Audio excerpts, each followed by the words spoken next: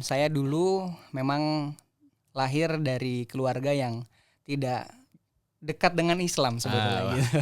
menarik ini, Jadi menarik ini. ibu saya sendiri itu baru belajar Al-Quran setelah menikah. Alhamdulillah selama kurang lebih 5 tahun saya di sekretariat pimpinan Gontor. Jadi sekretarisnya Pak Kiai lah gitu kurang lebih. Iya. Menurut Ustadz, bagaimana dengan kami lulusan-lulusan pesantren yang ilmunya belum seberapa, tapi permintaan masyarakat itu luar biasa banyaknya. Iya. Kita kadang minder karena ilmu kami masih jauh di bawah antum. Saya tanya gitu. Ustadz tadi Hidayat.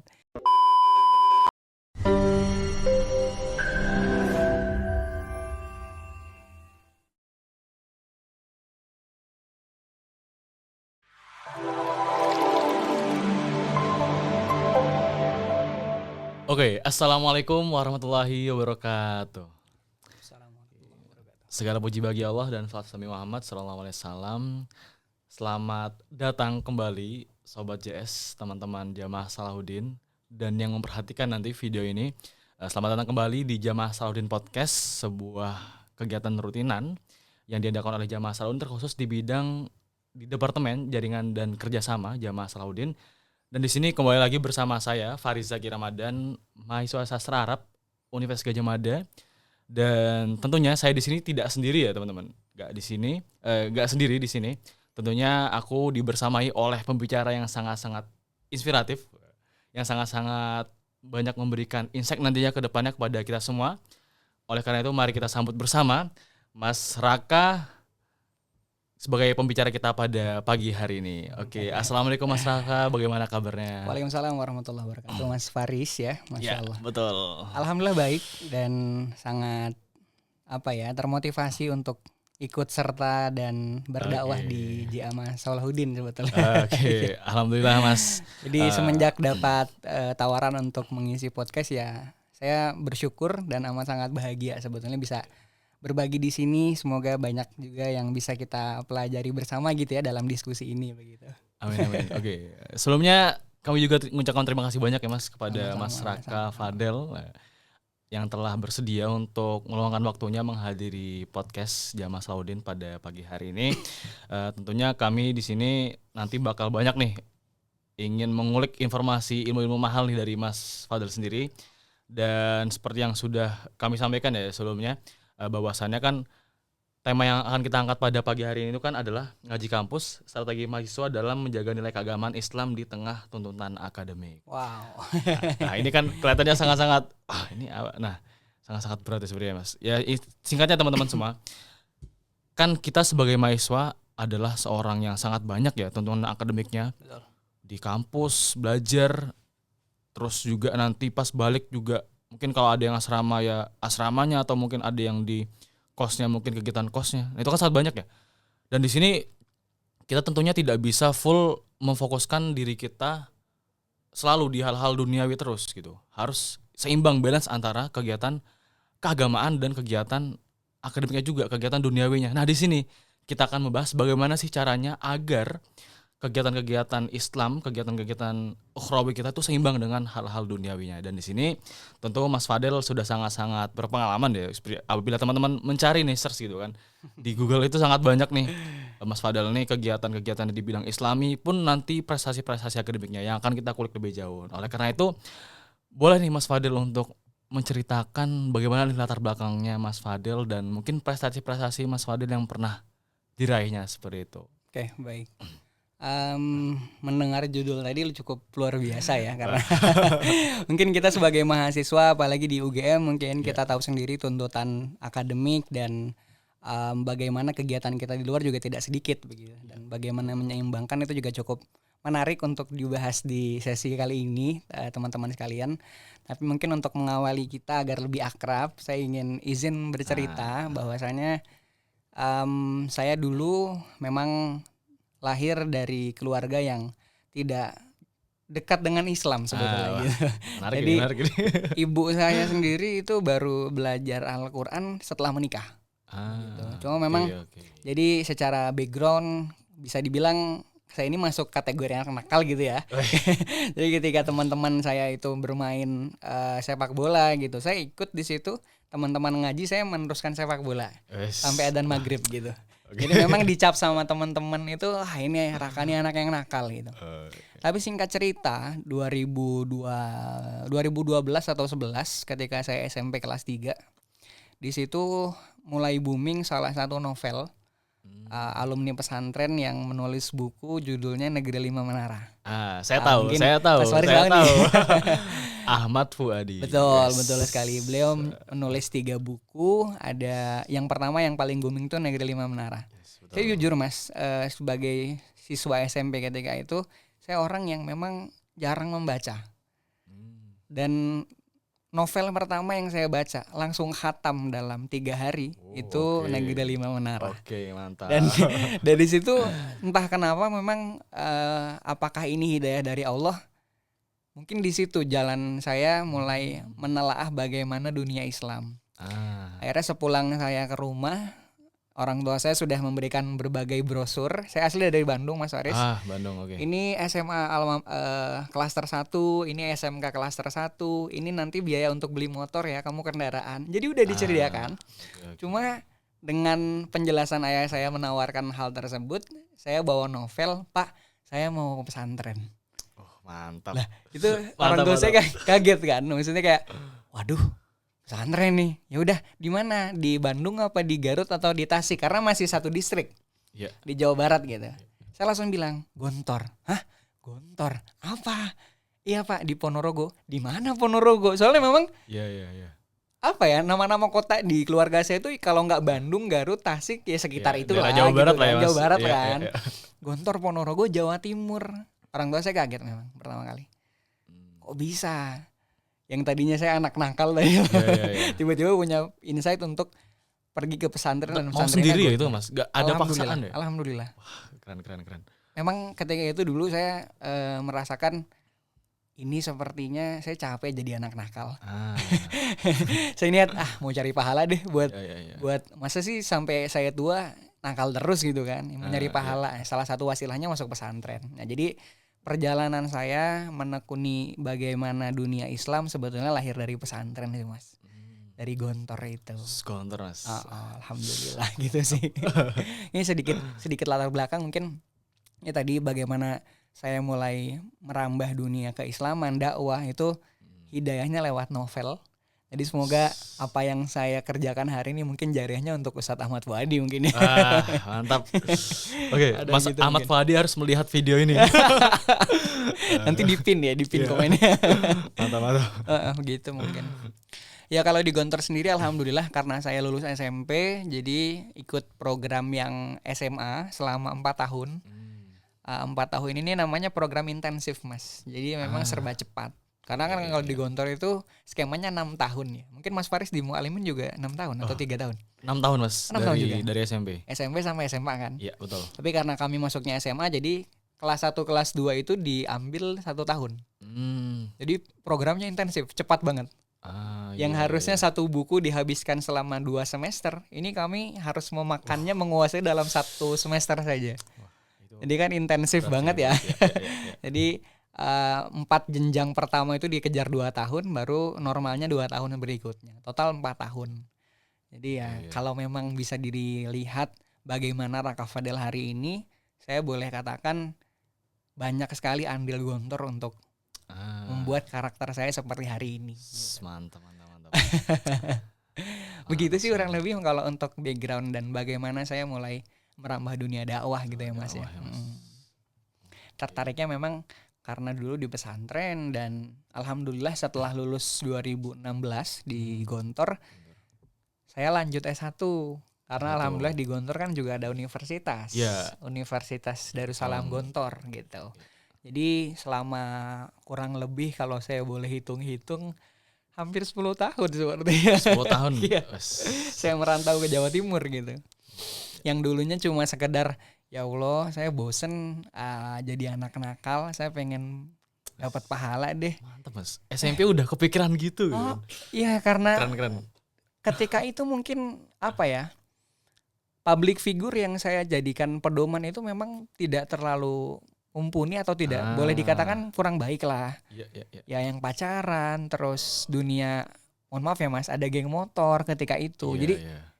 wah kalau saya terus di dunia seperti ini kayaknya masa depan saya bisa dilihat deh seperti apa gitu kan. Akhirnya ya udah, niat awalnya saya ingin cari pahala, ternyata Gontor malah memberikan banyak hal. Alhamdulillah. Alhamdulillah gitu. Atas izin Allah juga alhamdulillah. Kemudian bisa sampai UGM nih, ya gimana nih Mas alurnya ini Mas? Oke, pertanyaan menarik teman-teman sekalian. Kok bisa ke UGM gitu ya? Dari Jadi Gontor tuh UGM, menarik ini. baik. Nah, kalau dulu memang ketika saya di Unida Gontor ketika kuliah Mas, itu memang kami tidak menjadi mahasiswa murni seperti Mas Faris hari ini di UGM. Tapi kami terbagi waktunya itu ke dalam 3 kegiatan. 3 kegiatan. Karena sebutan kami pun bukan mahasiswa, tapi mahasantri. Mahasantri. Oke, mantap. Atau apa ya, mahasiswa guru mungkin ya sebutannya. Jadi kegiatan kami 3 tadi. Pertama kami pagi mengajar Mas, mengajar santri Gontor yang SMP SMA tadi jenjang itu. Kemudian siangnya kami membantu pondok. Bantu pondok. Karena ada beberapa sektor, ada yang di beberapa bidang juga ya Mas gitu ya. Betul. Mungkin Mas Faris di sini bagiannya apa? Kalau di JS? saya di Departemen Jaringan dan Kerjasama eksternal lah gitu, kayak humasnya. Baik, di Gontor pun ada humas. Jadi kamar guru humas gitu. Ada mungkin seperti teman-teman yang ada di ruangan ini, Gontor TV. Ada radio Gontor. Nah, itu kami ditempatkan di tempat-tempat ini. Saya dulu alhamdulillah juga pernah jadi penyiar radio loh. Oh, mantap. Pantesan nih suaranya kok radioable loh. Radioable. Jadi selama 6 bulan saya pernah jadi penyiar radio juga. Okay. Ya, punya penyiar apa namanya? Ya belajar dengan penyiar senior juga di sana. Setelah itu juga berkecimpung di dunia dokumentasi. Tapi lamanya saya di sekretariat. Jadi alhamdulillah selama kurang lebih 5 tahun saya di sekretariat pimpinan Gontor. Jadi sekretarisnya Pak Kiai lah gitu kurang lebih. Iya, Nah dari situ alhamdulillah Mas pengalamannya luar biasa. Terus ilmunya, wawasannya, segala macam yang saya dapat mungkin kalau dijadikan materi itu nggak akan pernah sebanding lah Mas. Mantap, ya. Karena alhamdulillah dengan saya membantu Pak Kiai itu kan kegiatannya ada internal eksternal ya. Nah eksternal ini maksudnya undangan, misalkan diundang ke Bangka Belitung. Nah itu kan nggak mungkin dong Pak Kiai yang pesan tiket, pesan transportasi, akomodasi, penginapan, itu kan nggak mungkin langsung beliau karena sudah sepuh toh. Akhirnya butuh sekretaris untuk mengurus. Jadi ya saya alhamdulillah bisa keliling Indonesia dengan wasilah itu. Gitu. Oke, mantap. Alhamdulillah Mas saya udah sampai ke Aceh, alhamdulillah biidznillah itu ke Aceh, ke Madura, ke Kalimantan ya karena di situ sektornya saya dibantu pondok di situ. Nah tadi yang pertama mengajar, bantu pondok, baru yang ketiga ini kami baru kuliah. Baru kuliah. Jadi nomor 3. Oke, mantap. Tapi bukan berarti kuliah kami nggak penting ya, kuliah tetap penting, cuma memang pembagian waktunya seperti itu di nomor 3. Paham. Makanya karena saya merasa bahwasanya literasi yang saya dapat, keilmuan yang saya kemudian geluti di Gontor ketika itu sudah S1, saya masih merasa ya Allah saya masih belum punya apa-apa nih, masih keilmuannya masih cetek sekali gitu. Saya ingin coba lanjut S2 deh, entah dimanapun itu. Dimanapun itu. Betul. Oke, berarti belum mau ngebidik, harus UGM harus ini belum ya? Belum. Ada cerita. Jadi awal-awal ketika saya mau menjelang lulus dari Gontor 2022. Jadi kalau dihitung mungkin ya 10 tahun ya Mas saya di Gontor itu. Cukup lama aja. 2012 hingga 2022 tuh. 2022 saya mulai menjelang 2 bulan atau 3 bulan menuju akhir pengabdian.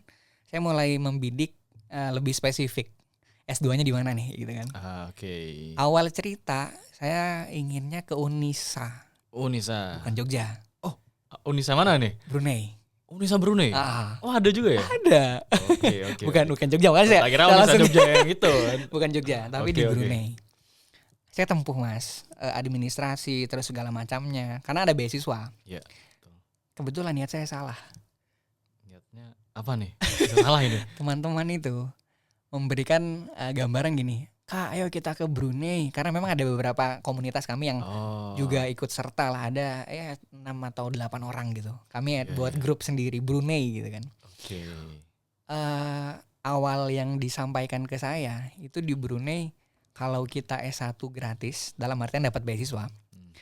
kita dapat uang saku, terus kita mengajar dapat fee, dihitung-hitung kurang lebih sebulan bisalah dapat 20 juta. Oh, oke. Itu sambil kuliah ya? Aku tanya Mas Faris deh, tertarik nggak? Kalau tentu tertarik lah Mas.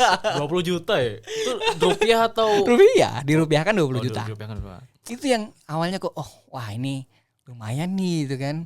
Udah umur sekian juga butuh biaya untuk pernikahan atau apa nanti kan. Lumayan banget sih Mas. Lumayan kan? Lumayan banget. Aku niatnya gitu Mas. Ah, Tapi tetap ku tempuh. oke. Alhamdulillah sampai interview dengan dosen. Oke.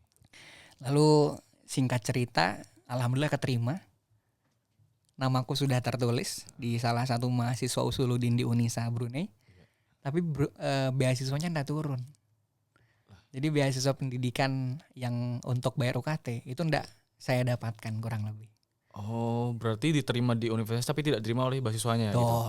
Akhirnya kan harus iya. reguler, mandiri. Iya. Itulah alasan kenapa saya ndak ke Brunei. Gitu. Wow, oke. Nah, untuk UGM sendiri itu memang alhamdulillah dapat tempat mengabdi di Jogja. Saya mengajar juga di Jogja di daerah Gamping di pondok pesantren. Nah, lewat di situ ada informasi untuk menempuh beasiswa guru pesantren lewat salah satu Ziswaf. Namanya Assalam Fil Alamin. Oke, dapatlah dari situ beasiswa kuliahnya di UGM gitu. Jadi memang UGM ini bukan opsi pertama sebetulnya. Cuma karena ya dunia ini kan gak ada yang kebetulan ya. Semuanya memang sudah skenario-nya Gusti Allah kan. Ya udah saya jalani di sini, ternyata ya keajaiban itu mulai muncul. Singkatnya gitu sih. Jadi Mas kok bisa di UGM? Ya mungkin sudah takdirnya mungkin. Karena memang bukan opsi pertama, bukan. Mungkin ini ya skenario terbaik lah ya Mas. Amin. Dari Karena Tuhan, kan gitu kan. apa ya, takdir terbaik itu ya takdir yang kita jalani hari ini kan. Betul. Bukan apa yang kita inginkan di masa depan, Ya, sebetulnya betul. gitu. Gitu sih kalau tentang UGM Mas Faris. Oke, wah, Singkatnya gitu. sangat menarik nih untuk perjalanannya tentang 10 tahun di Gontor. Cerita yang menarik tuh yang saya tangkap adalah dengan Mas itu mengabdi kepada kiai, mengabdi kepada pondok dan apa ya istilahnya lebih mendahulukan hal-hal yang berbau agama gitu kan. Itu bisa mengantarkan kita kemana-mana kayak tadi Mas bisa ke Aceh, Betul. bisa ke sini, bisa ke sana dan sebagainya. Pun akhirnya bisa sampai ke UGM juga. Yang dimana di UGM pun Mas Raka dapat berbagai macam prestasi ya Mas. Alhamdulillah. Nah ini nih yang menarik juga nih. Di samping Mas Raka juga aktif di ya bidang keagamaan, Mas Raka juga aktif di bidang non akademik prestasinya juga nih. Nah mungkin boleh nih Mas Raka spill beberapa ya ataupun semua juga boleh tentang prestasi Mas Raka yang udah Mas Raka raih gitu Mas. Oke. Prestasi ya sebenarnya nggak banyak sih Mas. Waduh ini benar ini. Saya berasa tertampar ini. Nggak banyak sih memang. Kalau dilihat dari segi apa ya, saya sih nggak memandang prestasi itu dibuktikan dengan piagam, sertifikat atau piala gitu ya. Tapi prestasi menurutku itu ketika memang kita hidup tidak hanya untuk diri sendiri, tapi kita hidup untuk bermanfaat bagi orang lain. Jadi mungkin saya bisa katakan kalau ditanya prestasinya apa, saya ingin prestasi dalam hidup saya itu terus bermanfaat, terus jadi orang baik yang memberikan dan menebar manfaat untuk orang lain gitu. Tapi kalau dilihat dari prestasi, mungkin satu saya di UGM ini. Dulu pernah ikut lomba di sekolah pasca sarjana. Itu kebetulan lagi disnatalisnya pasca. Alhamdulillah ada satu cabang lomba itu 3 minutes tesis, 3 minutes talk tesis gitu kurang lebih. Saya buat video singkat tentang bagaimana dunia pendidikan di era disruptif. Alhamdulillah qadarullah lewat video itu saya juara 1. Alhamdulillah. Jadi kalau ditanya prestasi yang kurai di UGM apa ya mungkin itu sih. Alhamdulillah Oke. dikenal oleh SPS dan dekat dengan Budekan juga ketika itu jadi karena prestasi itu. Tapi di samping itu tadi saya katakan di pertama, alhamdulillah di luar kegiatan akademik saya di UGM, alhamdulillah saya dapat berbagai banyak binaan dakwah masyarakat, Mas Faris. Jadi saya tinggal di daerah Gamping dan alhamdulillah dapat banyak tempat untuk berdakwah di area Godean kalau Mas Faris tahu. Sleman. Sleman, Oke. di Sleman Godean, alhamdulillah ada beberapa jamaah yang saya isi rutin, ada yang 2 minggu sekali, ada yang sebulan sekali, sepekan sekali. Jadi kalau bisa saya katakan gimana kok bisa berprestasi hari ini, sebetulnya ya karena menyeimbangkan antara bagaimana kita menebar manfaat untuk orang lain Mantap. dan Menarik, juga menarik. cita-cita kita sebagai ya manusia biasa, sebetulnya gitu sih. Jadi seimbang aja sih, Mas. Iya. Menarik sih, Mas. Kan apa ya? Ada hadis juga kan, Mas, yang mengatakan bahwasannya sebaik-baik manusia yang bermanfaat pada Betul. sekitarnya. Nah, Betul. jadi bisa banget nih untuk menjadikan hal ini sebagai tujuan utama kita sebagai manusia agar kita bisa menjadi ya sebaik-baiknya manusia itu, Mas. Dan tadi juga Mas juga magister pendidikan tinggi ya, Mas. Tadi magister pendidikan tinggi, manajemen pendidikan tinggi.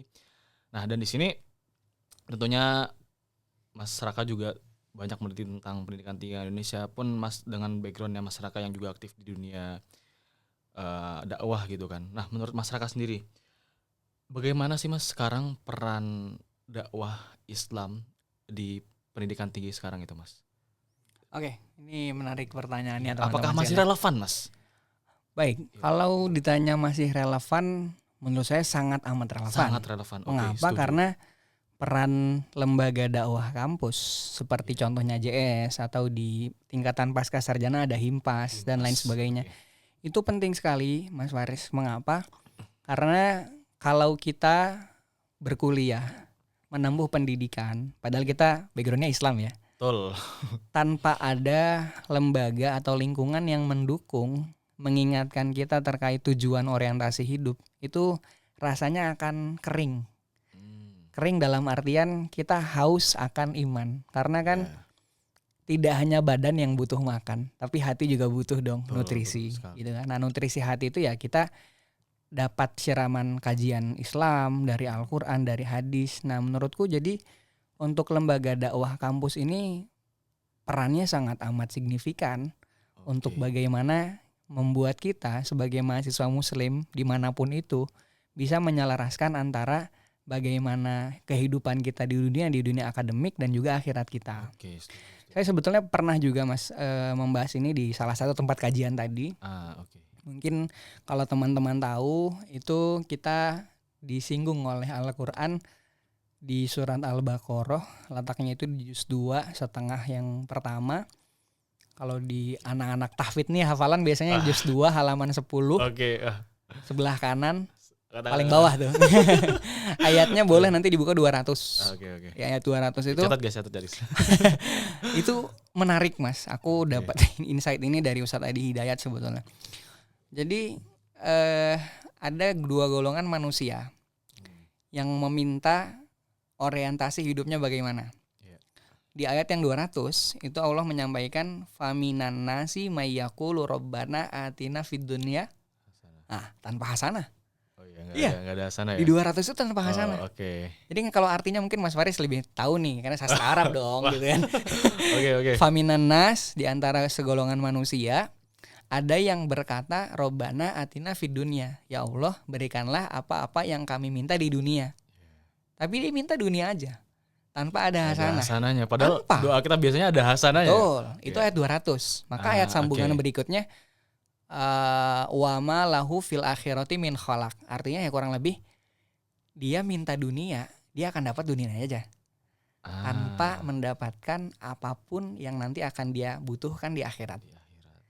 Kita jangan sampai masuk di kategori ayat 200. Paham. Kita harus masuk di 201 ayat berikutnya. Karena ayat berikutnya faminhum mayyaqulu rabbana atina fid dunya hasanah wa fil akhirati hasanah wa qina adzabannar. Artinya kalau kita tahu bahwasanya dunia ini hanya sementara, Ya. maka kita nggak akan cuma minta dunia, Ya.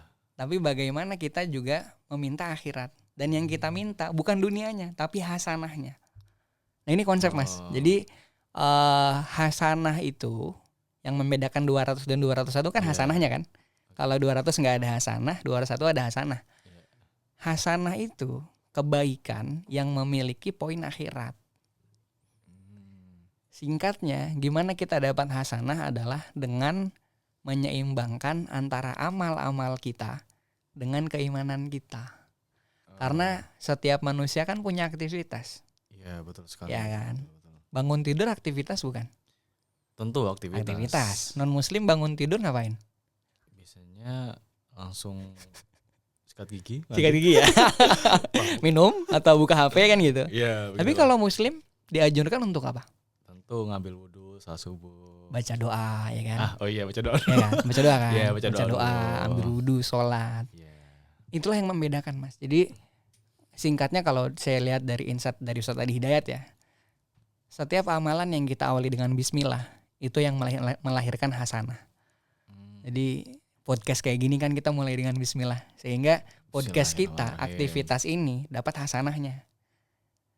Karena ada juga podcast di tempat lain yang itu hanya untuk dunia, mungkin diupload di YouTube dapat AdSense, ya kan, dapat diupload di Instagram dapat views yang banyak, like yang banyak.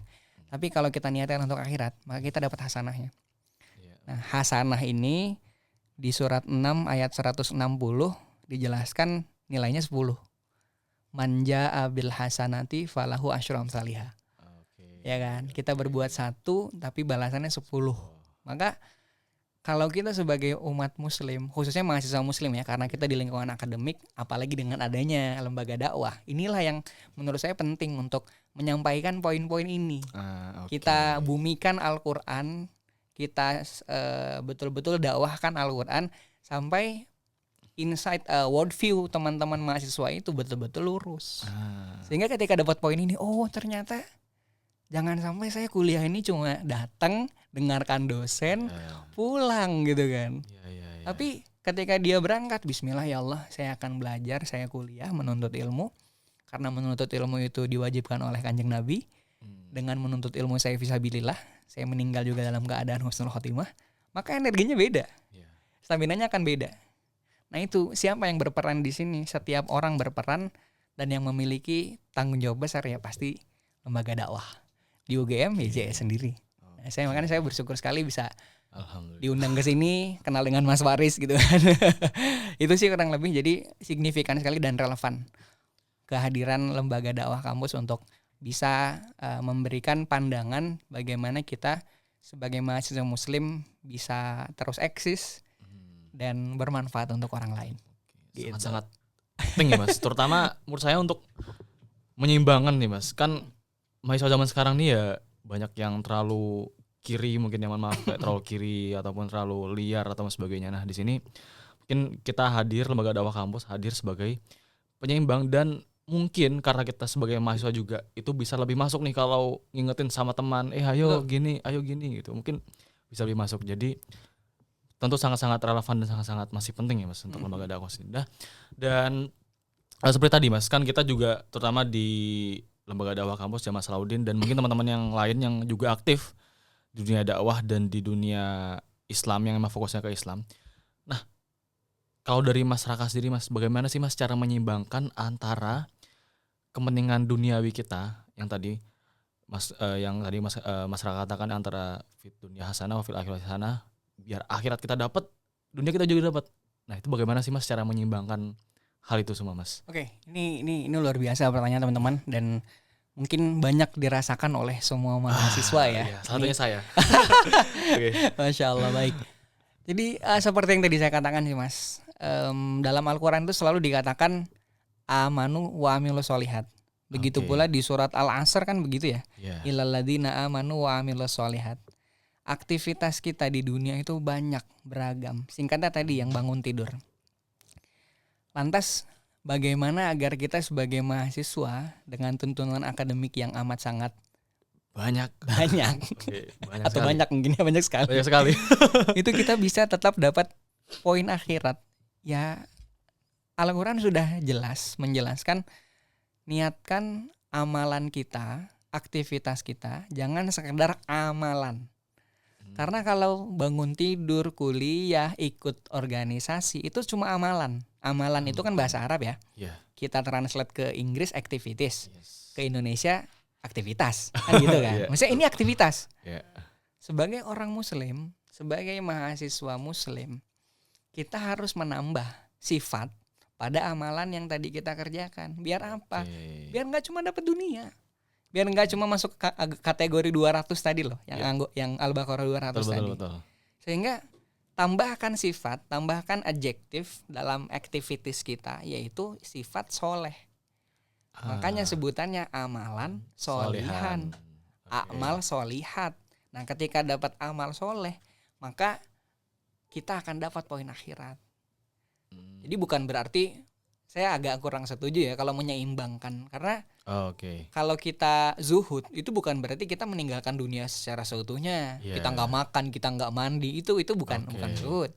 Zuhud itu menyelaraskan gimana kegiatan kita di dunia dapat poin akhirat. Itu aja sih. Oke. Karena bagaimana caranya ya, simpelnya niat kita bagaimana, terus orientasi kita seperti apa. Iya. Karena untuk mendapat gelar soleh pun beragam. Saya mau tanya ke Mas Faris deh. Waduh, apa nih? Soleh itu artinya apa? Soleh. Kan tadi kita bahas ya. Iya. Kan ada aktivitas amalun dengan sifat amal soleh tadi. Sehingga kita dapat poin hasanah yang tadi saya jelaskan di part sebelumnya. Soleh itu apa?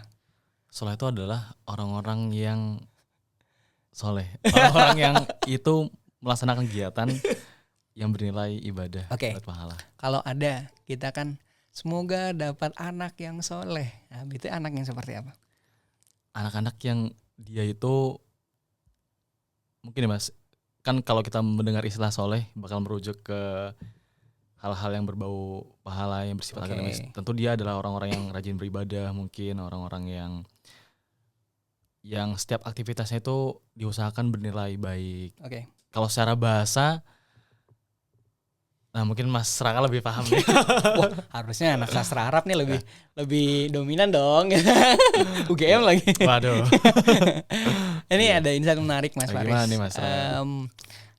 Karena memang tujuan kita kan jadi anak soleh dong. Iya, Keluarga betul. kita nanti suatu saat juga punya istri yang Istri yang solehah. solehah. Solehah. Kalau pengen punya istri soleh ya kita juga harus soleh. Maka soleh itu artinya baik sebetulnya. Oke. Cuma baik dalam Al-Quran dan hadis itu nggak cuma soleh. Iya, banyak sekali ya. Ada 5 minimal. Iya. Mas Faris mungkin di Arab apa kenal bahasa istilah Arab? Oh ini baik. Itu bahasa Arabnya apa? Baik itu ada toyib, Toyib. terus ada. Nah, sekarang toyib itu baik apanya? Wah ini banyak sekali ya. Toyib itu baik dalam mungkin kelakuan ya. Apa Nes? Oke, saya menarik karena memang kalimat pertamanya toyib Mas. Oke. Ada di surat Al-Baqarah 168. Oke. Allah menyampaikan ya ayuhan nasu kulu mimma fil ardi halalan Toyiban. thayyiban. Artinya kan makanlah di dunia ini, di bumi ini yang halal dan juga toyib. Iya. Toyib itu kan artinya baik. Iya. Cuma baik untuk apa? Untuk fisik kita. Untuk fisik. Oke. Jadi toyib itu baik tapi baik yang fisik. Oke. Jadi contoh nih, Mas Faris misalkan punya darah tinggi. Iya. Kemarin Idul Adha makannya kebanyakan daging kambing. Oke.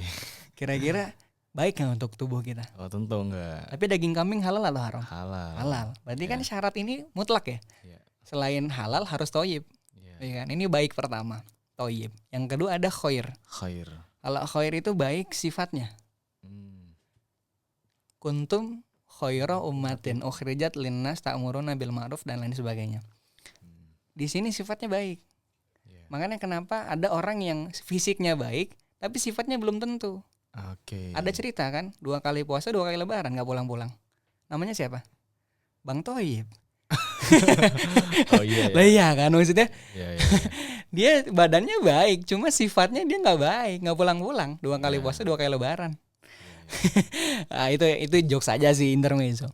Tadi yang pertama ada toyib, ada khoir. Yang ketiga ma'ruf. Ma'ruf. Toyib fisiknya Apa Khair. tadi? Khair sifatnya, kalau ma'ruf tindakannya, Tindakan. Iya. sikapnya, Iya. perilakunya. Itu ma'ruf. Oke. Bagaimana dia menyikapi, misalkan di Jogja di UGM, JS mengadakan lomba maraton 5 km. Iya. Peserta yang mendaftar gratis dan akan dapat reward 1 juta rupiah. Oke. Penyelenggaraannya pas adzan subuh. Mas Faris tertarik nggak? Pernah mikir sih kok bisa sekelas lembaga dakwah ngadain udah subuh gitu kan. Kan seharusnya Nggak, ini misalkan misalkan aja. misalkan. Ya Mas Faris tentunya tertarik nggak? sebagai mahasiswa muslim enggak dong. Oh enggak ya. Ini kan ada 2 pilihan tuh. Iya. Ada pilihan untuk ikut maraton dapat 1 juta di waktu subuh dia lari. Iya. Ada lagi orang yang dia ketika adzan subuh dia sholat ke masjid. Kalau kita kan pasti milihnya sholat di masjid gitu kan. Tapi ada juga loh nggak sedikit yang memilih maraton. Iya betul. Ya kan. Tapi kan kita tahu suatu saat kita meninggal. Hmm, Kalau milihnya maraton berarti kan dia meninggal ketika maraton. lari. Iya. Meninggal kan sholat. Tapi kalau yang orang sholat subuh dia meninggal dalam keadaan ibadah. Nah, itu kan itu sikap. Iya. Ada 2 pilihan sikap kita gimana nih. Nah, itu masuk kategorinya ma'ruf, Mas. Baik dalam bersikap itu ma'ruf. Oke. Yang keempat itu ihsan. Ihsan. Coba diulangi tadi yang pertama. Thayyib, Thayyib, khair, khair, ma'ruf, ma'ruf, ihsan. ihsan. Ihsan ini luar biasa. Yang membedakan muslim dan non muslim di situ. Kalau ihsan singkatnya kan dalam marotibuddin itu iman, Islam, ihsan. Iya, betul. Ihsan ini anta'budallah ka'annaka tarahu fa illam takun tarahu fa innahu yaraka. Ngerti dong? Ya, paham. Kalau kita beribadah sama Allah seakan-akan kita melihat Allah. Tapi kalau memang kita tidak melihat Allah, yakinlah Allah tuh melihat kita. Kan gitu, itu ihsan. Iya. Jadi kalau disingkat, ihsan itu baik. Baik apanya? Niatnya dan orientasi hidupnya. Oke. Gitu. Luar biasa ya. Ini 4 loh, baru 4. Thayyib, khair, ma'ruf, ihsan. Saya tanya sekarang. Saya tanya mulu ya. Ini kan minum ya. Iya, minum. Ada makanan juga teman-teman sekalian. Monggo, dimakan diminum, Mas. Aman. Lalu pertanyaan saya, teman-teman dari Jamaah Sholahuddin Ya. menyediakan minum dan juga makan itu gara-gara saya datang atau lillahi ta'ala? Tentunya karena Mas datang dan lillahi ta'ala. Karena kan Mas Naka datang untuk podcast dan podcast kita ini untuk lillahi ta'ala. Oke. Ya. Itu kadang saya tanyakan ke jamaah juga. Hmm. Mas Raka monggo pinara, monggo ke rumah. Oke Bu, nanti kalau saya ke rumah ibu-ibu nyiapkan apa? Minum. Oh iya, saya tanya. Kira-kira nyiapkan minum karena saya datang atau lillahi ta'ala? Ya karena Mas Raka datang dong. Kayak gitu jawabannya gitu. Iya. Itu maksudnya apa? Memang agak tipis Mas, tipis banget 11-12. Iya. Tapi karena kita ihsan, maka kita lillahi ta'ala. Kita tahu ilmunya, man kana yu'minu billah wal yawmil akhir falyukrim doifahu. Saya ingin, ya Allah ini saya iman denganmu, saya iman dengan hari akhir, maka minuman ini saya persembahkan untuk menjalankan hadis yang disampaikan Nabi. Oke. Karena ada seorang yang mau datang. Jadi datangnya itu di akhir. Tapi lillahi ta'ala di awal. Ini ihsan. Jadi baik dalam Al-Quran, ihsan itu ya tadi lillahi ta'ala, orientasi hidupnya akhirat. Yang kelima apa? Yang tadi kita bahas. Hasanan? Bukan. Bukan. Tarar. Thayyib, khair, ma'ruf, ihsan. Yang terakhir, yang tadi kita bahas di awal. Soleh. Soleh. Iya. Soleh itu akumulasi dari keempat yang awal. Iya. Anak yang soleh, dia sehat, sifatnya baik, sikapnya terpuji, niatnya lillahi ta'ala, orientasinya akhirat. Istri yang solehah, istri yang bisa berdandan baik depan suaminya, taat ke suaminya, tindakannya ma'ruf, lillahi ta'ala, itu solehah. Jadi ini kita ngobrolin apa sih? Kok jadi kesini? Mantap nih Mas, esensi dari ini lumayan Mas, sangat-sangat menarik ini. Itu ya, jadi tadi pertanyaannya apa? Tentang Gimana sih Mas cara kita menyimbangkan ya menurutku. Bukan menyimbangkan sih tadi kata Mas, lebih ke arah orientasi kita tuh selalu ke akhirat gitu Ya. walaupun kita melakukan hal-hal duniawi gitu. Jadi ya singkatnya tadi amal soleh kita Jangan sampai sebagai mahasiswa muslim aktivitas hanya sekedar aktivitas, Iya. formalitas. Tapi masukkan di situ sifat yang menjadikan aktivitas kita sama, tapi kita dapat poin akhirat dengan solehnya kita. Berarti Gitu. setiap kegiatan yang kita lakukan tuh bisa bernilai ibadah ya Mas? Bisa. Semisal kalau kita menyisipkan hal itu dengan tujuan-tujuan ikhrawi gitu, orientasi Betul. ikhrawi. Betul. Oke, berarti maksud dari ya itu sih Mas. Berarti kita tuh diksi dari menyeimbangkan tuh agak kurang pas sebenarnya Mas. Jadi lebih ke arah ya setiap kegiatan kita Seakan-akan tuh ada dikotomi iya, dong ada kalau gap menyeimbangkan. antara Gap, ya antara bukan. hal duniawi dan ukhrawi ini kan. Padahal sebenarnya kita bisa gitu untuk ya udah kita duniawi, cuman kita ukhrawi juga gitu. Oke. Misalkan gini, someday Mas Faris akan menikah, punya keluarga, punya istri, punya anak. Iya. Mas Faris kerja di kantor A misalkan. Apakah dengan bekerja itu tidak dikatakan suami yang taat? Taat. Iya, taat. Karena dia kerja orientasinya akhirat, cari nafkah untuk keluarga. Oke. Jadi kerjanya dia di kantor itu akan dapat poin akhirat. Oke. Jadi jangan sampai kita ibaratkan orang yang soleh itu yang tahajud malamnya, selalu di masjid, zikir terus, baca Quran tiap waktu, dia nggak kerja. Bukan. Jadi aktivitas kita di dunia inilah kita harus cerdas agar dapat poin akhirat terus. Gitu sih. Termasuk kita kuliah Bisa bernilai ibadah juga sebenarnya. banyak. Mas Faris kosan di mana? Kebetulan saya asrama Mas, asrama asrama UGM di UGM Residence. Dari situ ke UGM berapa menit? Sekitar 10 menit Jalan kaki, naik sepeda, naik motor. naik motor. Iya. 10 menit ya? 10 menit. Sudah semester 4, berarti kisaran 2 tahun. Yes, 2 tahun. Alokasi 10 menit untuk pergi ke UGM. Berapa ya itu? Kalau kita pikirkan ya, 10 menit itu kan bisa untuk baca Quran kurang lebih 5 halaman. 5 halaman. Iya, 5 halaman. normal. 5 halaman. Iya. Kalau ngafal ya mungkin dapat 1 halaman Iya. dalam 10 menit. Yes. Kalau memang kita mengerti bahasa Arab.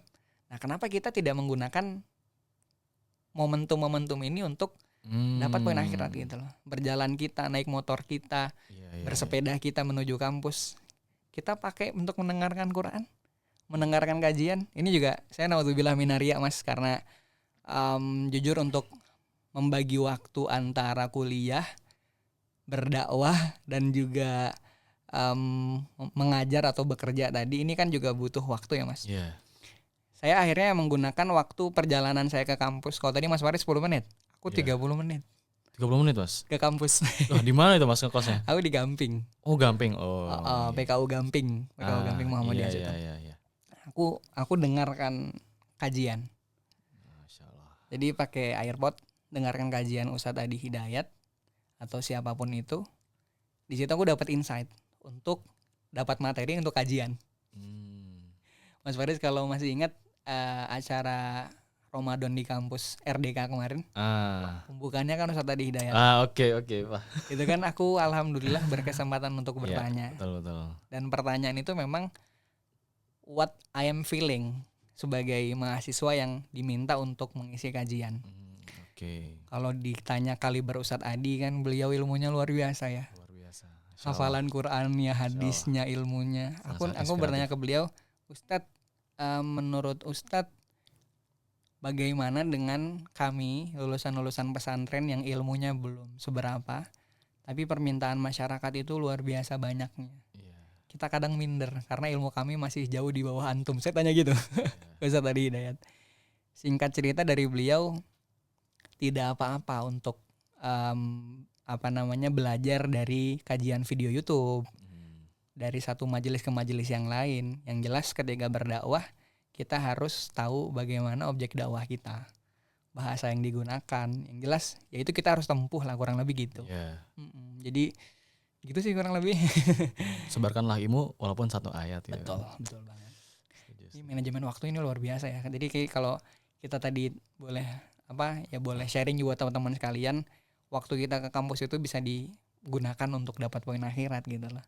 Salah satunya dengan murojaah hafalan Quran atau mungkin dengarkan kajian yang mana bisa mengisi ruang-ruang kosong yang kita di situ merasa kering, nutrisi iman kita itu loh. Di situ sih kurang lebih. Oke. Nah, tadi menarik sih Mas tentang waktu ya. Kan waktu itu adalah emas ya Mas. Dan di sini kita sebagai mahasiswa yang sudah banyak tuntutannya di akademik dan juga harus melakukan hal-hal yang bersifat ukhrawi lainnya. Nah, dari kita juga ingin nih mendengarkan dari Mas Raka sendiri itu bagaimana sih cara mengatur, cara manajemen waktu agar semua hal itu bisa tertata dengan baik, bisa seimbang, bisa ya balance gitu. Nah, tapi mungkin kita bisa istirahat sejak dulu Mas.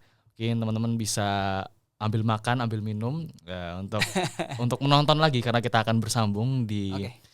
di part 2 gitu Mas. Oke, stay tune ya teman-teman semua. Terima kasih Mas Faris. Oke.